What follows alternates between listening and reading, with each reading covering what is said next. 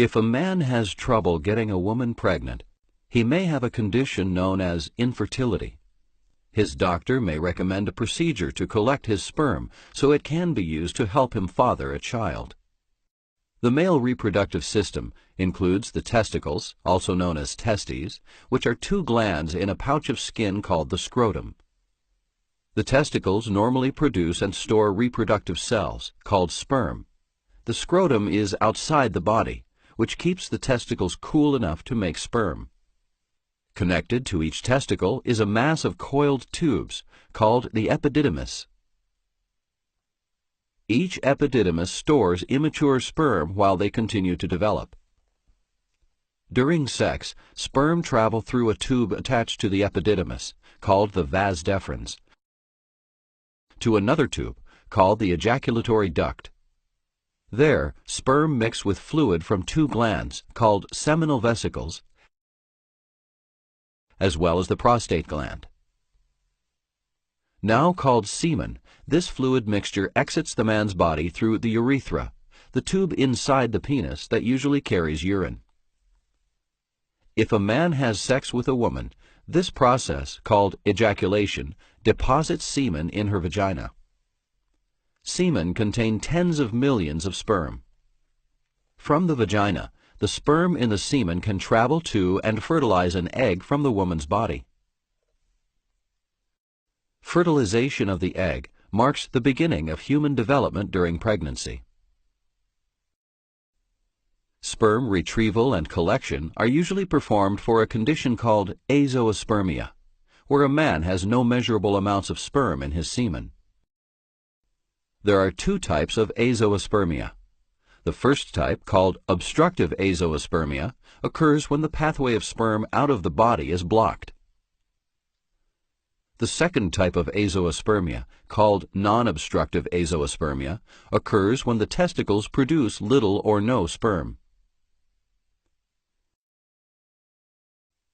There are several procedures to remove fluid from a testicle or an epididymis to see if it contains healthy sperm. During percutaneous procedures, sperm are removed through the skin of the scrotum without making an incision. For example, during a percutaneous epididymal sperm aspiration, or PISA, the surgeon will insert a syringe into the epididymis through the skin. Fluid from inside the epididymis will be drawn into the syringe. Or, during a testicular sperm aspiration, or TISA, the doctor will insert a syringe into the testicle through the skin. Fluid from inside the testicle will be drawn into the syringe. If the fluid contains sperm, it can be saved for a later procedure to fertilize an egg. If the fluid retrieved through a percutaneous procedure doesn't contain any sperm, an open sperm retrieval procedure may be done to find other areas in the epididymis or testicle more likely to contain sperm. In any of the open procedures, the surgeon will begin by making an incision in the scrotum. The testicle and epididymis will be pulled through the skin incision, and another incision will be made in the outer tissue covering the epididymis and testicle.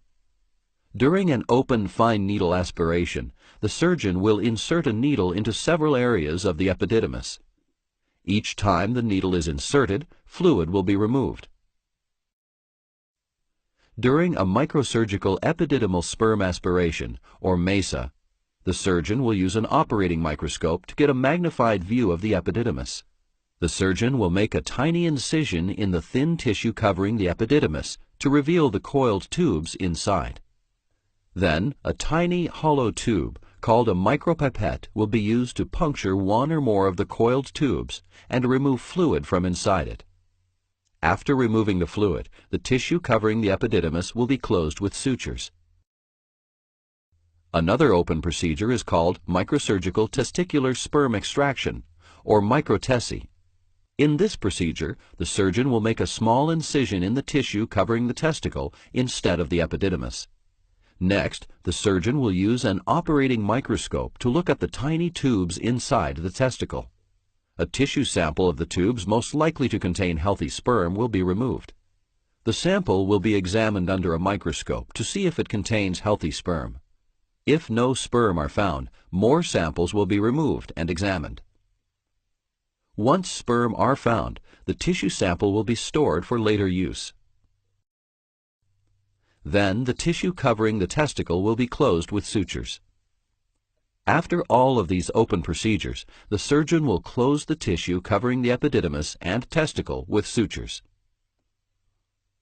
Finally, the skin incision in the scrotum will also be closed with sutures. The collected sperm will allow a man to father a child through intracytoplasmic sperm injection. During this procedure, a sperm cell will be injected directly into a woman's egg to fertilize it. If the collected sperm are not used right away, they can be frozen for use at a later date.